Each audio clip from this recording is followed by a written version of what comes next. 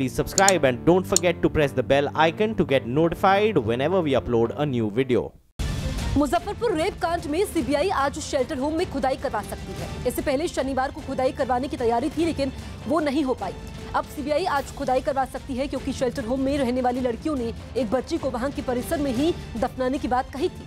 इससे पहले बिहार पुलिस भी 23 जुलाई को शेल्टर होम में खुदाई करवा चुकी है, लेकिन उन्हें कुछ नहीं मिला था। इसी बीच इसी मामले में जेल में बंद सीपीओ रवि रोशन की पत्नी के खिलाफ गिरफ्तारी का वारंट जारी किया गया है। रवि की पत्नी पर पीड़ित की पहचान उजागर करने का आरोप है। तो आज मुजफ्फरपुर शेल्टर होम की खुदाई होगी।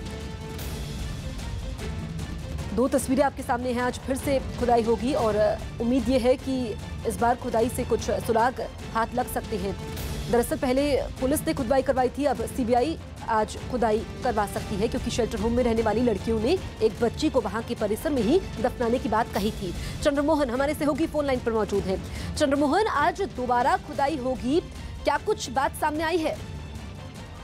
यहाँ पर इस मुजफ्फरपुर रेप कांड को लेकर जब से सीबीआई जांच के लिए वहाँ पहुंची है, उसके बाद एक कई खुलासे सामने आए हैं और आज ऐसा माना जा रहा है कि हो सकता है कि सीबीआई उस परिसर की एक बार फिर से खुदाई करवाए, क्योंकि एक लड़की ने बयान दिया था 161 और 164 में कि वहाँ पर एक उसी के सहयोगी साथ में रहने वाली लड़की की हत्या कर कंपाउंड में ही दफना दिया गया था। हालांकि इससे पहले जब खुदाई हुई थी उसमें कुछ भी सामने नहीं आया था, लेकिन सीबीआई को क्योंकि एक साक्ष्य इकट्ठा करना है, ऐसे में लड़की के बयान को नजरअंदाज नहीं किया जा सकता। यही वजह है कि सीबीआई एक बार फिर से आज खुदाई करवा सकती है और साक्ष्य इकट्ठा करने के लिए वहां से कुछ सैंपल भी लिए जा सकते हैं। बिल्कुल चंद्रमोहन, आप नजर बनाए रखिए, अपडेट आपसे लेंगे। फिलहाल शुक्रिया। हिमाचल प्रदेश में भारी बारिश की वजह से कई इलाकों में पहाड़ खिसक रहे हैं, जिससे राज्य में भारी तबाही मची। हिमाचल में बाढ़ की निगरानी में जुटी नेशनल डिजास्टर मैनेजमेंट अथॉरिटी ने राज्य में 16 लोगों की मौत की पुष्टि की। साथ ही हिमाचल के कई इलाकों में हालात खराब होने की जानकारी दी, जिनमें कुल्लू सबसे ज्यादा प्रभावित बताया गया। कुल्लू में बादल फटने की वजह से कई नाले खतरे के निशान से ऊपर बहने लगे। पानी का बहाव इतना तेज था कि सड़क यातायात कई घंटों के लिए ठप पड़ गया। 3 फीट ऊपर तक उठती पानी की तेज लहरों से रिहायशी इलाके भी नहीं बच सके। कई जगहों पर बाढ़ जैसे हालात बन गए। तो भुंतर से कसौल, शमशर से दलाश और आनी से कुल्लू जाने वाले रास्तों पर कई जगह सड़कें धंस गईं, जिससे लोगों की जान पर खतरा बढ़ गया। यहाँ पर जो है एक डंगा गिर गया है सुबह के समय में, और डंगे के नीचे जो एक गाड़ी और एक बाइक दब गई है। मंडी में बारिश का पानी मिट्टी और पत्थर लेकर रिहायशी इलाकों में घुस गया, जिससे कई मकानों को भारी नुकसान पहुंचा। पानी भरने से लोग अपने घरों में ही कैद हो गए। तो कई सैलानी भी बारिश और पहाड़ खिसकने की वजह से कई जगहों पर मुश्किल में फंस गए। वहीं लगातार बारिश से सैकड़ों एकड़ में फैली किसानों की फसल भी बर्बाद हो गई, जिससे किसानों को भारी नुकसान की आशंका जताई गई।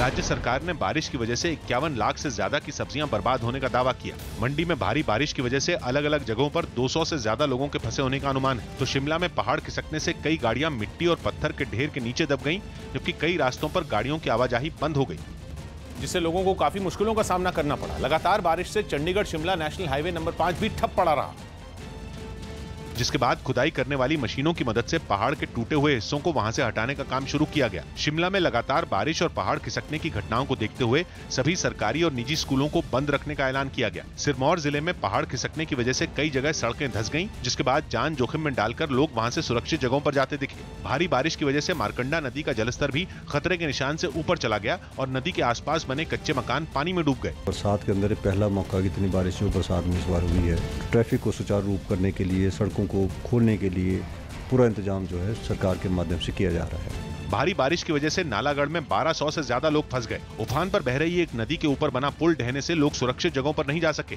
पुल का आधा हिस्सा पानी के सैलाब के साथ बह गया, जिससे 6 से ज्यादा गांवों के लोगों को बचाने के लिए बचाव दल को रेस्क्यू ऑपरेशन चलाया। हिमाचल प्रदेश के ऊना में भी लगातार बारिश की वजह से हालात खराब रहे, जबकि सड़कों पर गहरे गड्ढे हो गए। जगह जगह पानी भरने और पहाड़ खिसकने से लोगों की जान पर खतरा बढ़ गया। ऊना में ही एक आदमी पानी के सैलाब के बीच फंसा दिखा, जिसे बचाने के लिए वहां मौजूद लोगों ने कई कोशिशें की, लेकिन नाकाम रहे। हालांकि काफी मशक्कत के बाद रस्सी की मदद से उस आदमी को पानी से बाहर निकाल लिया गया। मौसम विभाग के मुताबिक नैना देवी में सबसे ज्यादा 130.8 मिलीमीटर बारिश हुई। इसके बाद कांगड़ा में 128.2 मिलीमीटर, ऊना में 64.6 मिलीमीटर और शिमला में 48 मिलीमीटर बारिश रिकॉर्ड की गई। साथ ही दूसरे इलाकों में भी भारी बारिश से बुरा बुरा हाल रहा। हिमाचल की बल्ह घाटी में बने मुश्किल हालात में कई लोग पानी के बीच फंस गए, जिन्हें फायर ब्रिगेड के लोगों ने रस्सी की मदद से बचाने की कोशिश की।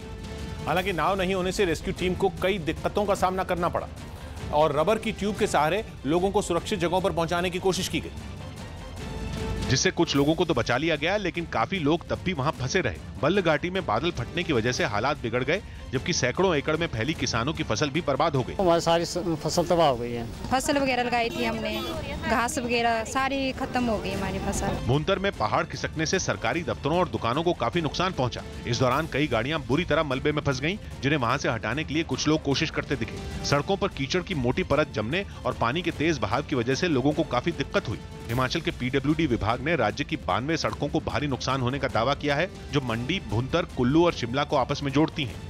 वहीं शिमला में भारी बारिश के बाद पहाड़ खिसकने से लोगों में दहशत फैल गई, जिसके बाद हादसे की आशंका को देखते हुए प्रशासन ने कमजोर हो चुकी कई इमारतों को खाली करा लिया, जबकि वहां रह रहे लोगों से सुरक्षित जगहों पर जाने की अपील की गई। शिमला नगर निगम ने 8 से ज्यादा इमारतों में दरार पड़ने के बाद उन्हें खाली करा लिया। पहाड़ खिसकने की घटना के बाद एक इमारत तो अपनी जगह से कुछ इंच आगे खिसक गई, जिससे उसके गिरने की आशंका बढ़ गई। इसी तरह दूसरी इमारतें भी कमजोर हो गईं। प्रशासन ने जिन इमारतों को खाली कराया, उनमें 20 से ज्यादा परिवार रहते थे। ज्यादा बारिश के बीच में जो बाहर ना निकले, अगर पहाड़ों की तरफ को ना चले, क्योंकि पहाड़ों से पत्थर भी गिर रहे हैं। मौसम विभाग की चेतावनी को देखते हुए प्रशासन ने शिमला के दूसरे रिहायशी इलाकों में भी कमजोर हो चुकी इमारतों को खाली कराने का दावा किया।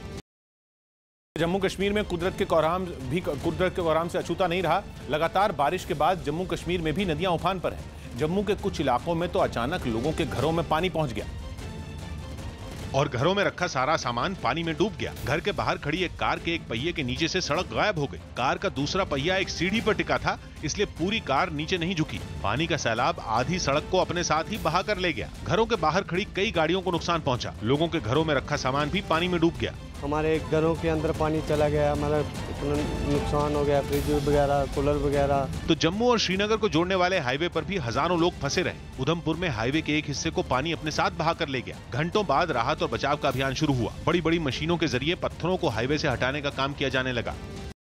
लगातार हो रही भारी बारिश ने उत्तराखंड में भी बाढ़ जैसे हालात बना दिए हैं। राज्य के मैदानी इलाकों से लेकर पहाड़ों तक बारिश ने लोगों को बेहाल कर दिया है, जिसकी वजह से राजधानी देहरादून के तमाम स्कूल, कॉलेज और सरकारी दफ्तरों को बंद करने की नौबत आ गई। तो ऋषिकेश में घरों में सो रहे लोगों की अचानक नींद तब खुली जब घरों में पानी पहुंच गया। जहां खाली मैदान दिखता था, वहां नदी का पानी उफान मारता हुआ दिखने लगा। अचानक पानी का स्तर बढ़ने के बाद लोगों को घर छोड़कर सुरक्षित ठिकानों पर पहुंचना पड़ा। हमने अपने बच्चों को लेकर बाहर रोडों पर रखा, सामान रखा और अपने बच्चों को और अपने को आपको बचाया।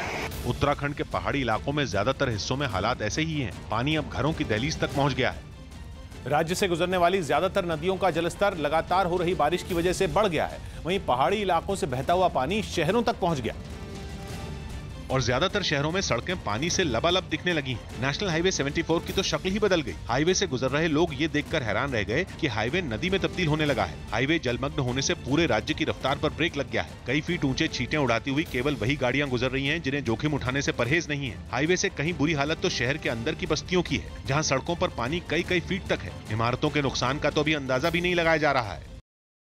बारिश और बाढ़ की वजह से सबसे बुरा हाल केरल का है, जहां लगातार बारिश की वजह से इडुक्की बांध के गेट अब भी बंद नहीं हुए हैं। पेरियार नदी का जलस्तर बढ़ने की वजह से बांध के 5 गेट 4 दिन से खुले हुए हैं और हर सेकंड लाखों लीटर पानी शहर में दाखिल हो रहा है। इडुक्की के वो हिस्से जहां लोग रहा करते थे, वो अब सुनसान है।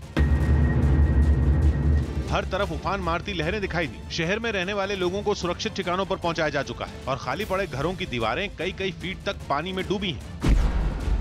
नुकसान का कोई अंदाजा भी नहीं लगाया गया है, लेकिन दूर दूर तक मैदान, सड़क, बाजार सब पानी में डूबे हैं। अचानक आए सैलाब ने हजारों लोगों की जिंदगी हाशिए पर पहुंचा दी। They have nothing because their everything, their house and the households, everything has now lost. Kerala में ऐसी तबाही इससे पहले कभी नहीं आई। करीब 5 दिन से जारी पानी का कोहराम थमने का नाम नहीं ले रहा है। पानी की लहरों की रफ्तार तक कम नहीं हो रही। छत्तीसगढ़ के धमतरी का एक वीडियो इंटरनेट पर तेजी से फैल रहा है। ये वीडियो धमतरी से गुजरने वाली सीता नदी में आई बाढ़ का है, जिसमें दिखा कि नदी के एक संकरे हिस्से पर बने पुल के दोनों ओर लोगों की भीड़ जमा थी। नदी में पानी इतना बढ़ चुका था कि लहरें पुल के ऊपर से गुजर रही थीं। एक युवक पुल के बीचों बीच फंसा था। दोनों तरफ खड़े लोग केवल तमाशबीन बने हुए थे। कुछ तो मोबाइल से युवक की बेचारगी का वीडियो बनाने में लगे थे। तेज लहरों से मुकाबला कर रहा युवक एक कदम भी हिलाने की हिम्मत नहीं जुटा पा रहा था। कुछ देर तक कोशिशों का दौर चला और जैसे ही युवक ने किनारे की ओर कदम बढ़ाया, पानी की तेज धारा उसे पुल से बहाकर नदी में ले गई। नदी की लहरें इतनी तेज थी कि किनारे पर खड़े लोगों में कोई भी शख्स कुछ नहीं कर पाया।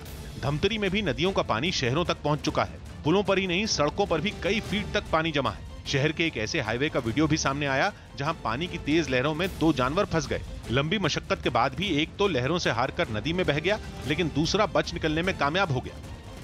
वहीं छत्तीसगढ़ के कुछ और जिलों में भी बाढ़ ने तबाही मचाई है। राजधानी रायपुर तक पहुंचने वाले हाईवे भी पानी के सामने घुटने टेक रहे हैं और ट्रैफिक ठप हो गया है। गरियाबंद से रायपुर को जोड़ने वाले हाईवे पर पानी की लहरें अचानक उफान मारती हुई पहुंच गईं।